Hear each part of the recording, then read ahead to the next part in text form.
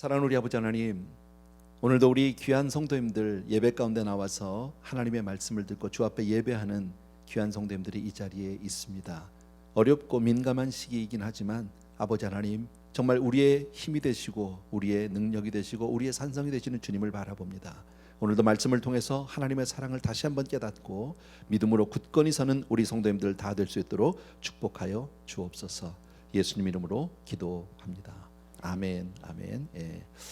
오늘 본문 말씀은 로마서 8장 31절에서부터 마지막 절까지인데 잠시 후에 보도록 하겠고요. 이 말씀을 오늘로서 이제 로마서 8장 이 강의는 마치려고 하는데, 로마서 말씀 한 절 한 절이 정말 좋죠. 오늘 있는 말씀, 오늘 이 본문의 말씀도 정말 얼마나 좋은지 몰라요. 그냥 그 말씀 자체로만도 우리에게는 정말 큰 힘이 되고 은혜가 되고 위로가 되는데, 또 로마서에서 우리가 전에 보았던 말씀 가운데 아주 우리에게 힘이 되는 말씀이 바로 뭡니까? 로마서 8장 28절이거든. 합력해서 선을 이룬다. 근데 그 말씀의 시작은 이렇게 시작합니다. 우리가 알거니와, 우리가 알거니와, 하나님을 사랑하는 자, 그 뜻대로 부르심을 입은 자에게는. 그런데 그렇게 쭉 써나가다가 오늘 아직 읽진 않았지만 로마서 8장 38절을 보게 되면 말이 조금 바뀌어요. 내가 확신하노니로 바뀌어요. 그러니까 아는 것에서 확신으로.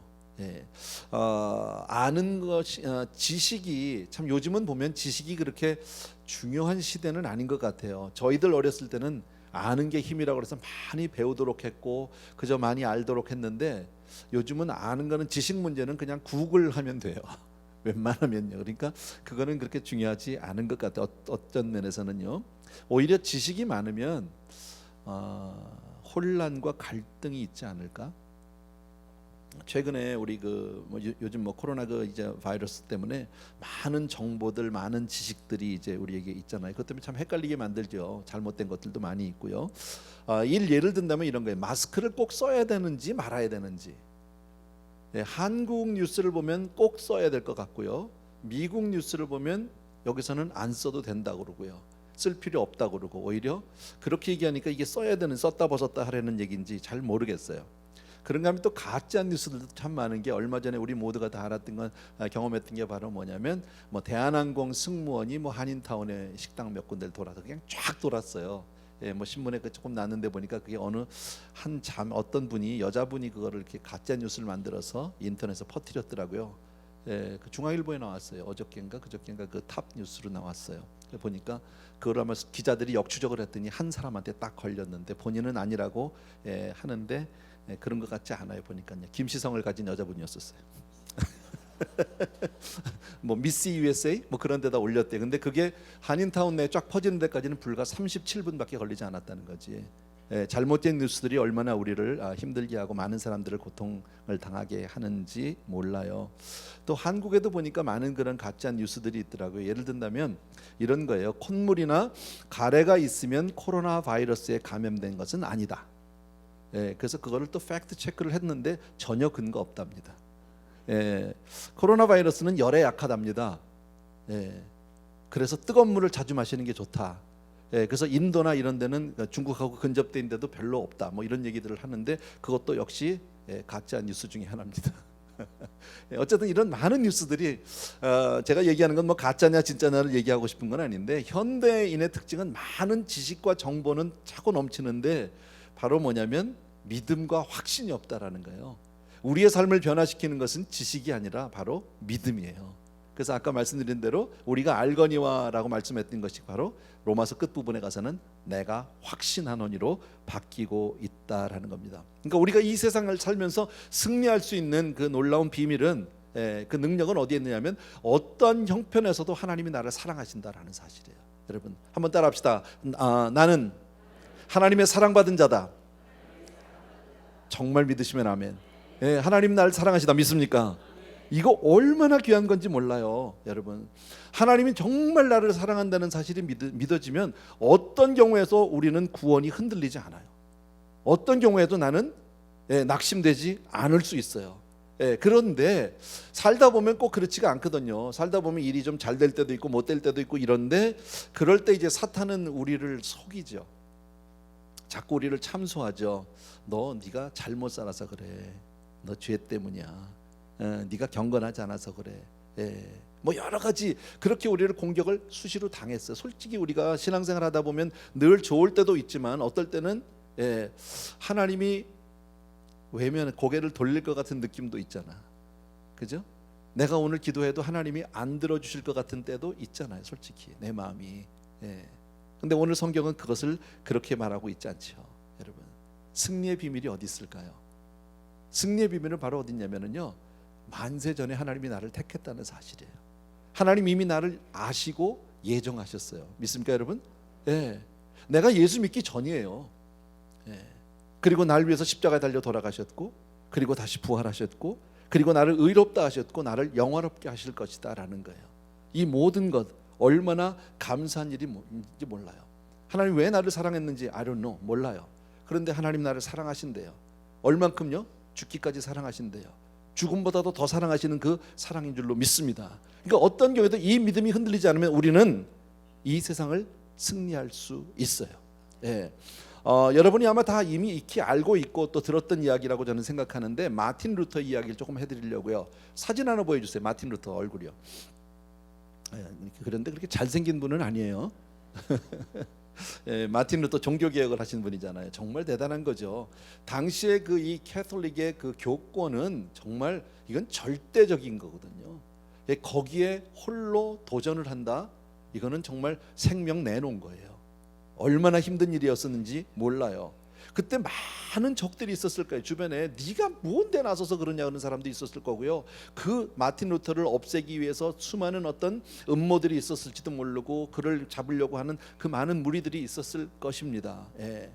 또 여러 그런 적들이 있었지만 마틴 루터의 그 책을 보면 제일 힘들었던 게 뭐냐면, 여러 바깥의 외부적인 것도 있지만 내면과의 싸움이 제일 힘들었다라는 거죠. 자기 안에서 끊임없이 그 자기 마음을 제일 시험 들게 하는 것이 바로 그게 뭐냐면요, 네 주제를 좀 알아. 네가 무슨 종교개혁을 네까지 깨.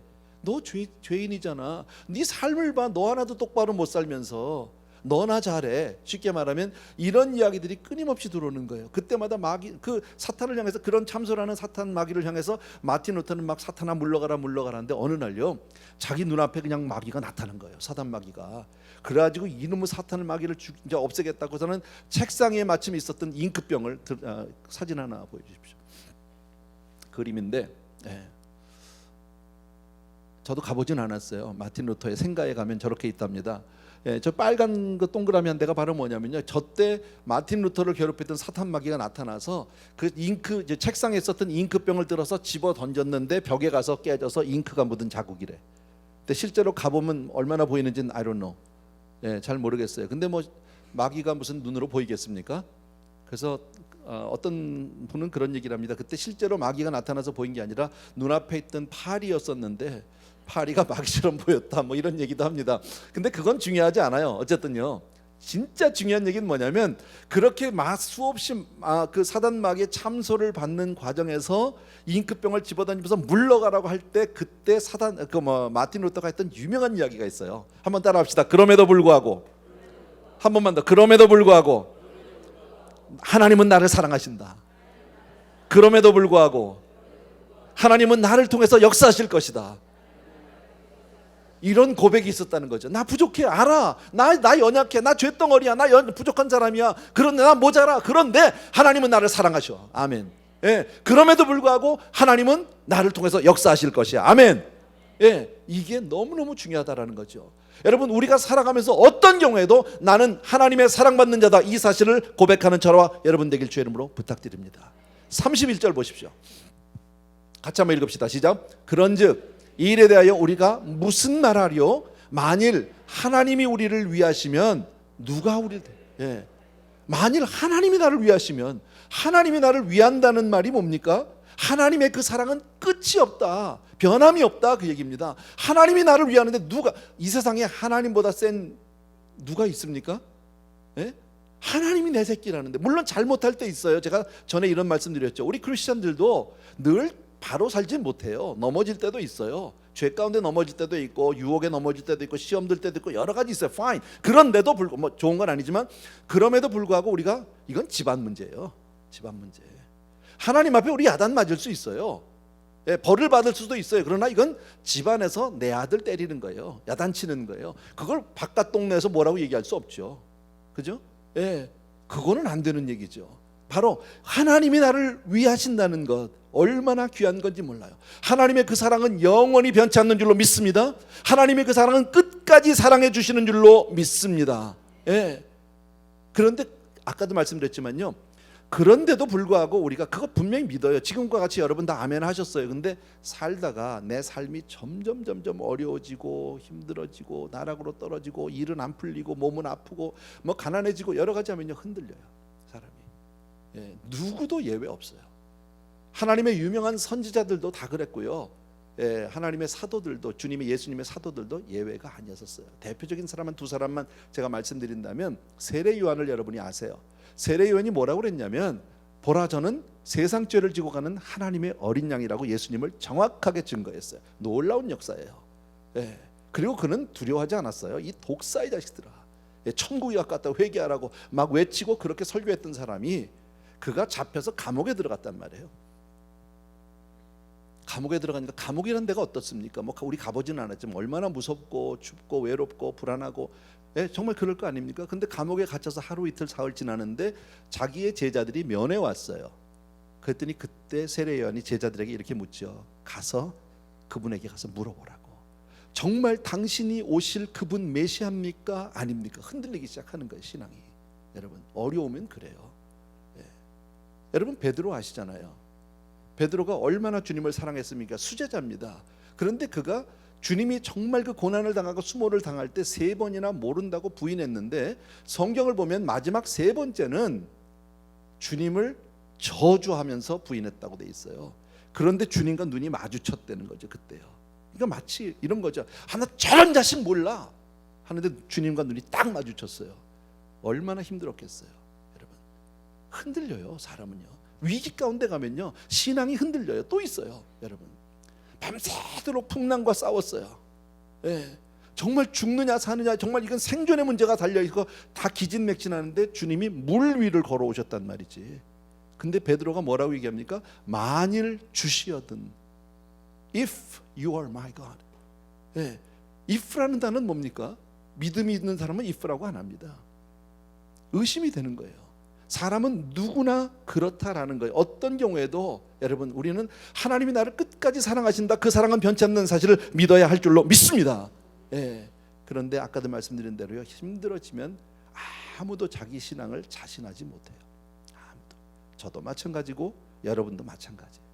정말 힘들어서 내 삶이 나락으로 떨어지면요, 막 흔들려서 구원을 못 받을 것 같기도 하고, 하나님은 나를 버린 것 같기도 하고, 그런 마음이 들 때도 있어요. 여러분, 저와 여러분의 구원은 내 손에 있지 않아요. 하나님의 은혜에 있는 줄로 믿습니다. 그런데 그 하나님이 나를 사랑하는지 자, 나는 하나님의 사랑받는 자다라고 우리 고백했는데, 하나님이 나를 사랑하는지 안 하는지를 어떻게 확인할 수 있어요? 32절이에요. 같이 읽읍시다. 시작. 자기 아들을 아끼지 아니하시고 우리 모든 사람을 위하여 내주시니가 어찌 그 아들과 함께 모든 것을 우리에게 주시지 않겠느냐. 예. 하나밖에 없는 아들을 나 때문에 희생시키셨다라는 거예요. 여러분, 예수님이 십자가 달리신 건 바로 나 때문이다 믿으시면 아멘. 맞죠? 다른 사람 때문이 아니죠, 여러분. 엄청난 희생을. 그러니까 제가 전에 이런 얘기를 했어요. 내가 이 다음에 천국 갔는데 만약에 하나님 보좌 앞에 나하고 주님하고 같이 서 있다, 둘이 이렇게 옆에. 그러면 나는 확신한다. 하나님이 나부터 끌어안는다. 예수님이 아니라. 물론 예수님이 하나님인데, 그분인데 왜 그런 얘기를 할까요? 나 때문에 하나밖에 없는 아들을 희생시켰으니까 누굴 더 사랑하는 거예요? 나를 더 사랑하는 거 아니야? 그렇게 따지면.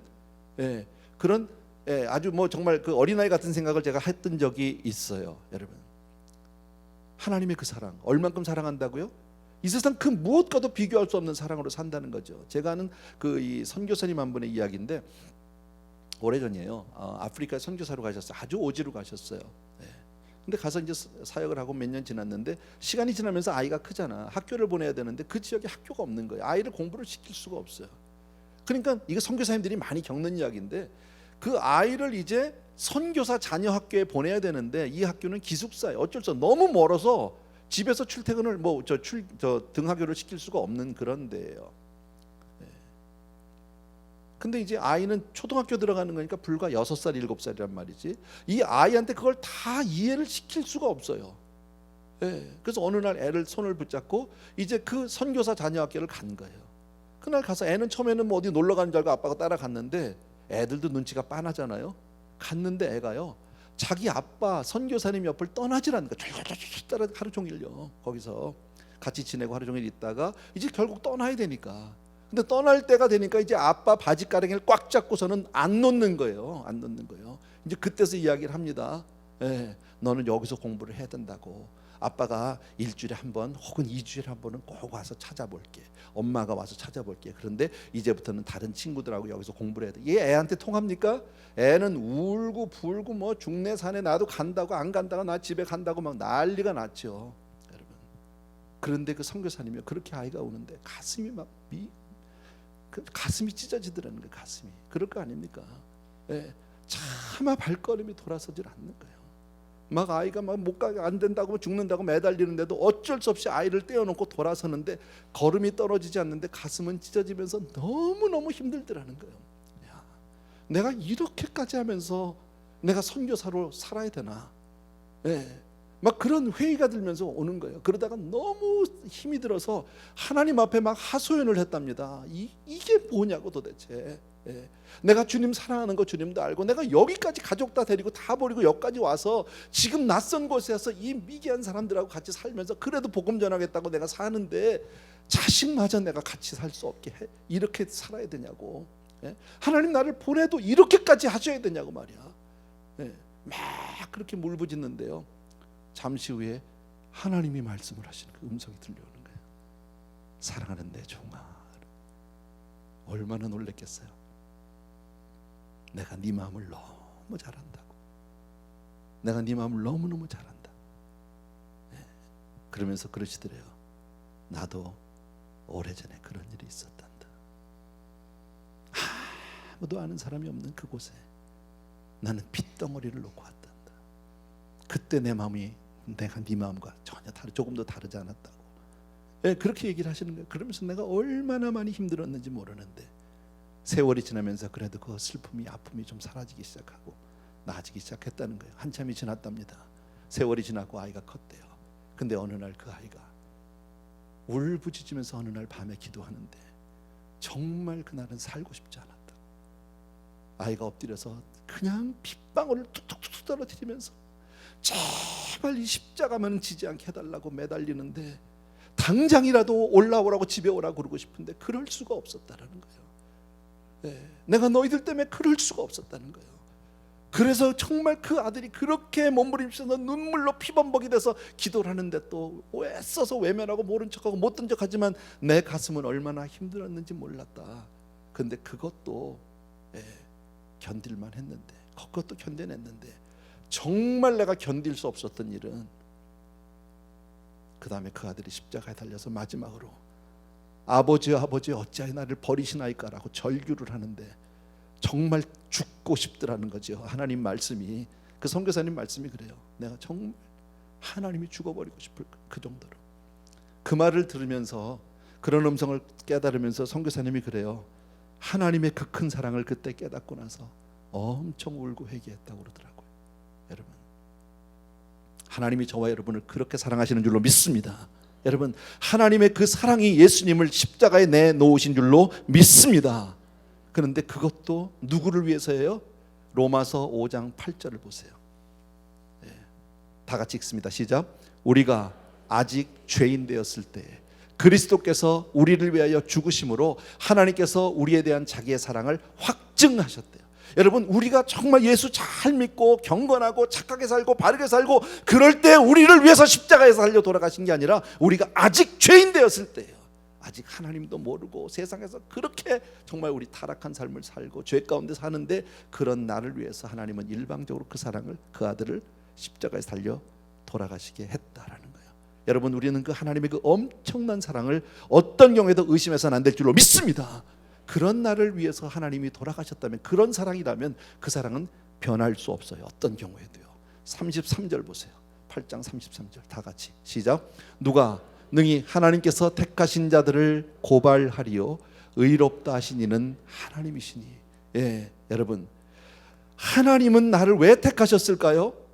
하나님은 왜 택하셨을까요? 우리가 아직 죄인 되었을 때인데 왜 그러셨을까요? 그 답은요, 사랑하셨기 때문이에요.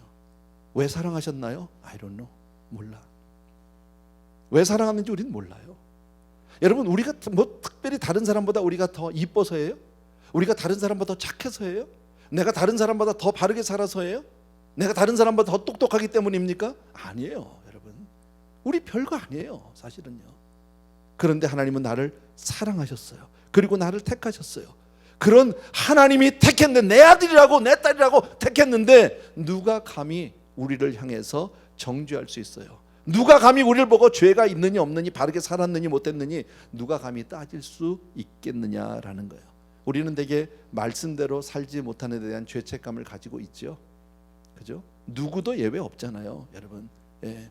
그래서 가끔 아까 말씀드린 가끔 구원의 확신이 흔들리기도 합니다, 여러분.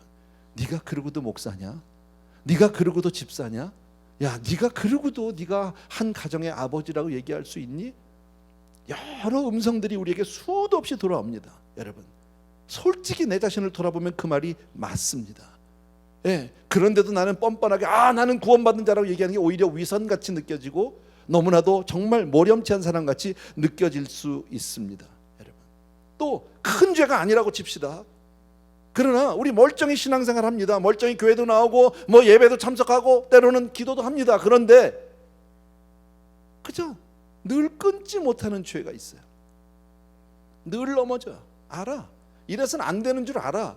그런데 그렇게 사는 내 모습을 내가 보면서 내가 구원받았다라고 자신 있게 대답하는 내가 너무나도 이상한 거죠. 이거는요. 그게 우리의 실상 아니에요? 그런데 오늘 성경은 뭐라고 얘기합니까? 그럼에도 불구하고 우리의 구원을 의심해서는 안 된다라는 거예요.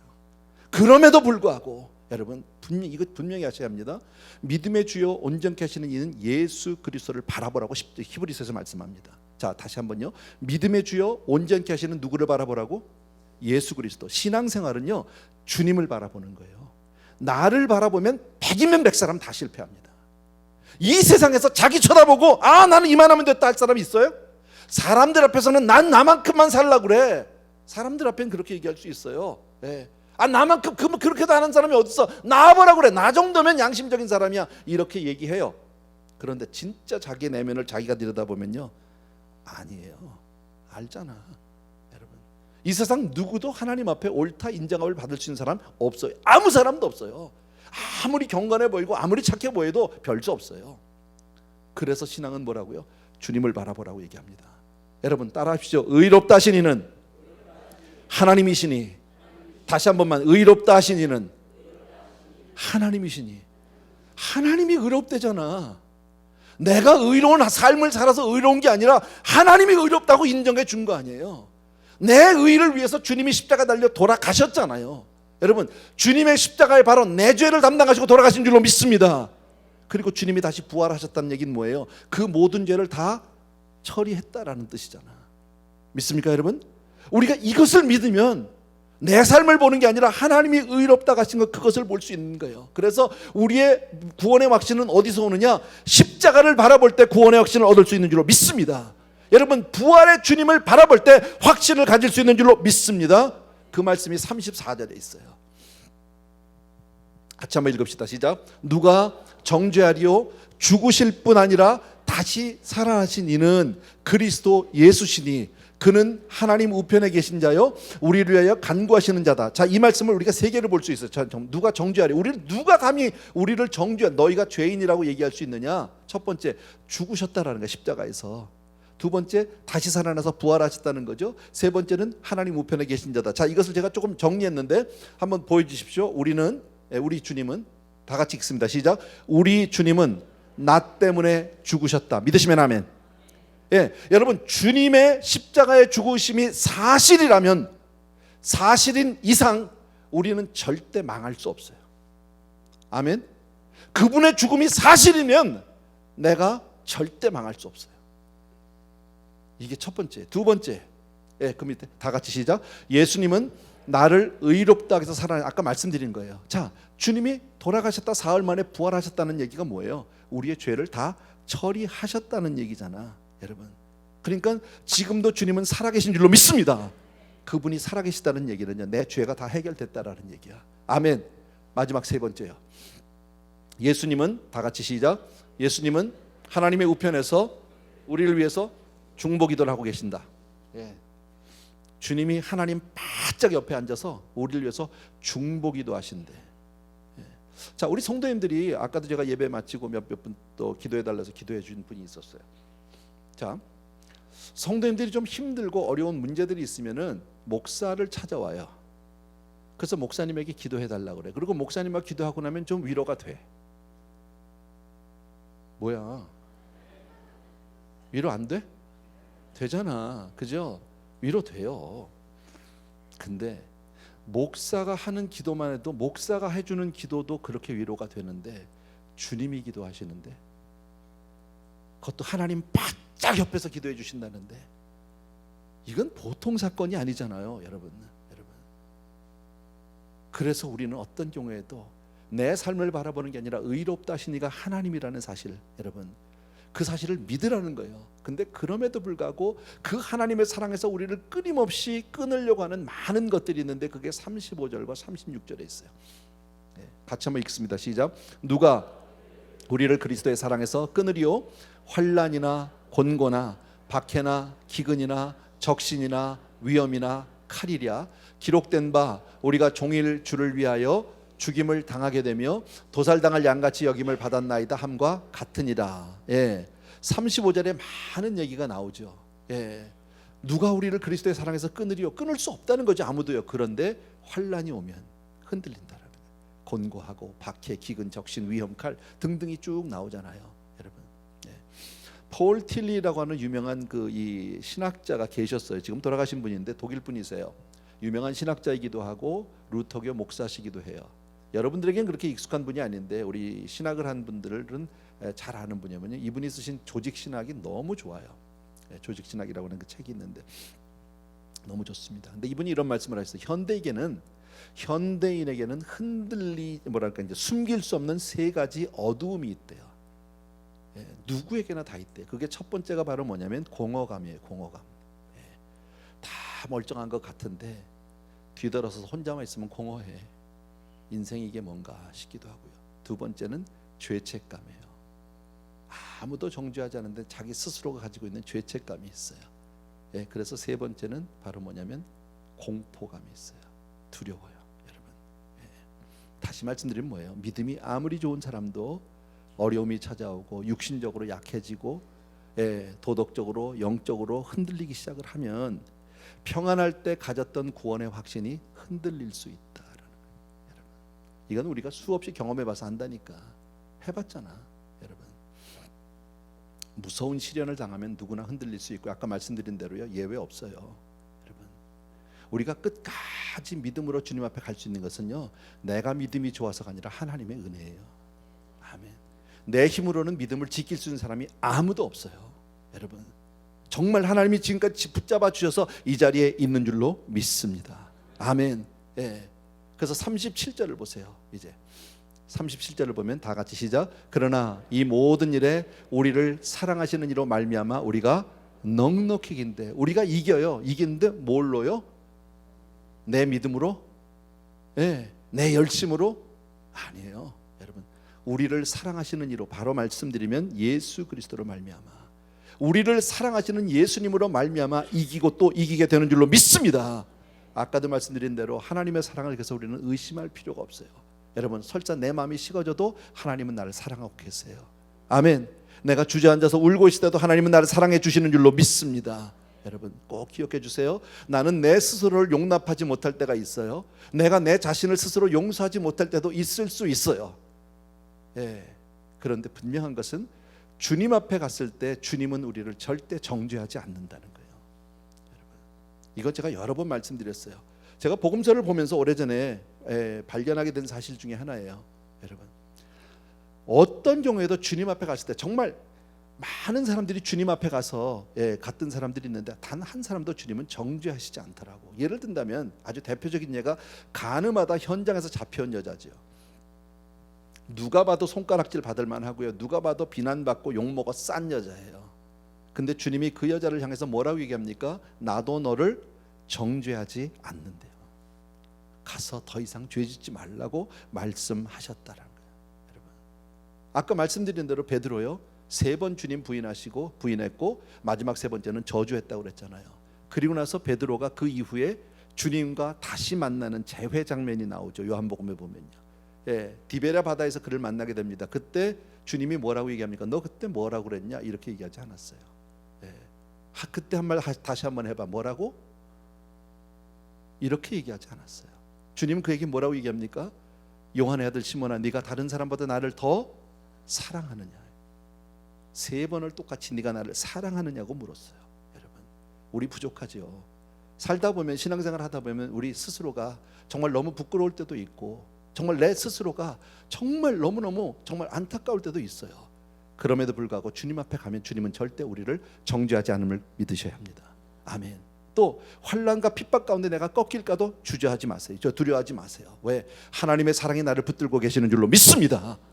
그래서 마지막 38절과 39절을 보시면요, 같이 한번 읽습니다. 시작. 내가 확신하노니 사망이나 생명이나 천사들이나 권세자들이나 현재일이나 장래일이나 능력이나 높음이나 깊음이나 다른 어떤 피조물이라도 우리를 우리 주 그리스도 예수 안에 있는 하나님의 사랑에서 끊을 수 없으리라. 다 믿어지시면 아멘. 그 무엇도 하나님의 사랑에서 우리를 끊을 수 없는 줄로 믿습니다. 그래서 저는 오늘 이렇게 설교를 마무리하고 싶습니다. 여러분, 다 같이 나는 하나님께 사랑받는 자다. 사랑을 받아서 엄청나게 받는 사람이다. 보통 사랑을 받는 사람이 아니죠. 어마어마한 사랑을 받고 있는 거예요. 그렇기 때문에 나는 담대하게 외칠 수 있는 거예요. 하나님이 나를 그렇게 사랑하시고 하나님이 나를 그렇게 축복하시고 나와 함께 하시는데 누가 감히 나를 대적할 수 있느냐는 거예요. 누가 나를 정죄할 수 있느냐는 거예요. 알아요. 나 부족한 거 아까 얘기했죠. 집안 문제예요.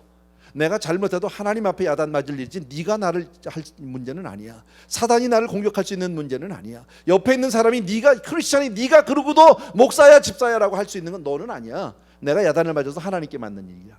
아멘. 분명히 기억해 주셔야 합니다. 여러분, 오늘 성경이 무엇을 얘기합니까? 정말 저는 이 생각을 해봅니다. 지금 살아가면서 지금 오늘 요새 좀 어렵잖아요. 코로나 바이러스 때문에 다른 사람 다 조심스럽고 정말 그래서 또 우리 장로님들하고 좀 잠시 후에 우리 또 임시당회라서 조금 어떻게 하면 성도님들 조금 더 안심을 시킬 수 있고 조금 안전하게 우리가 정말 할 수 있을까 또 의논할 겁니다. 하지만 여러분, 궁극적으로 우리의 생명은 죽게 달려 있잖아. 믿습니까, 여러분? 제가 말씀드리잖아요. 수없이 말씀드렸는데 우리가 코로나 바이러스를 예를 들어 죽으면요, 우리가 이 세상 살다가 바이러스 때문에 죽을 수도 있고요, 교통사고 나서 죽을 수도 있고요, 자다 죽을 수도 있고 뭐 여러 가지가 있어요. 그러나 우리 믿는 사람은요, 내가 병들어 죽는 게 아니고요, 사고나 죽는 게 아니로 하나님이 때가 되면 불러가시는 거예요. 아멘. 그렇게 본다면 사실 두려워할 일은 아니죠. 여러분, 조심은 해야죠, 서로 간의 안전을 위해서. 그러나 두려워할 일은 아니에요. 오히려 이럴 때 우리는 더 이 복음을 들고 나가야 할 줄로 믿습니다. 정말 이 코로나 바이러스 이 전염력이 대단하잖아요. 나는 이게요, 예수 믿는 예수 바이러스면 좋겠어. 그냥 우리가 가는 데마다 막 퍼져서 막 예수 믿으면 정말 좋겠어. 여러분, 우리가 뭐 그렇게는 안 되겠지만 기도는 해야죠. 그래서 기도하자는 거예요. 하나님이 모든 것을 합력해서 선을 이루어 주실 줄로 믿습니다. 다시 한번요, 나는 하나님의 사랑받는 자다. 믿으시면 아멘. 꼭 잊지 마시기 바랍니다. 어떤 경우에도 나는 하나님의 사랑받는 자다 고백하시게 되길 주의 이름으로 축원합니다. 아멘. 우리 찬송가나 같이 드리겠습니다. 그 크신 하나님의 사랑,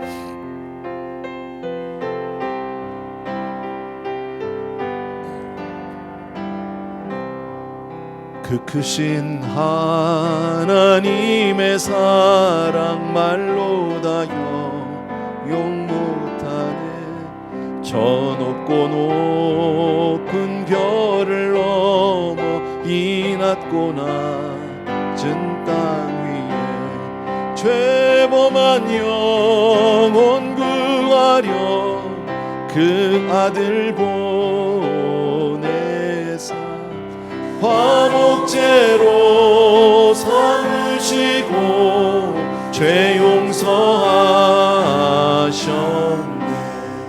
하나님 크신 사랑은 증량 다 못하며 영원히 변치 않는 사랑 성도여 찬양하세.